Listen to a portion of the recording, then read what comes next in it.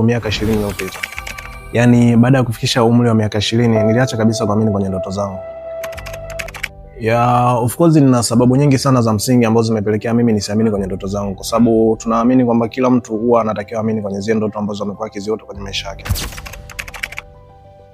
Kwa sasa mimi naamini kazi yote ambayo inaweza kaniingizia kipato, as long as ni kazi ambayo haina uharamu wote, basi niko tayari kufanya.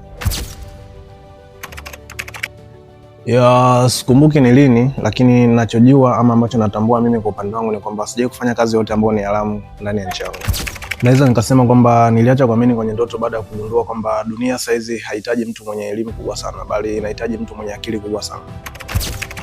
Ukweli ni kwamba sikuzuii kuishi kwenye ndoto zako, ila naongea hivi nikimaanisha kwamba kama kuna fursa wote ama kuna mchongo wote ambao umetokea mbele yako, wewe kama unaweza kuishi nao, ishi nao, kwa sababu kusubiri ndoto zako na kuamini kwenye ndoto zako inaweza kukufanya upoteze muda kwenye maisha yako. Sasa maisha, kumbuka, yanahitaji mtu mwenye akili sana, sio mtu mwenye elimu sana. So ukitegemea vyeti vyako na unahitaji kupata kazi kupitia vyeti vyako, basi utapoteza muda mwingi sana kwenye maisha yako.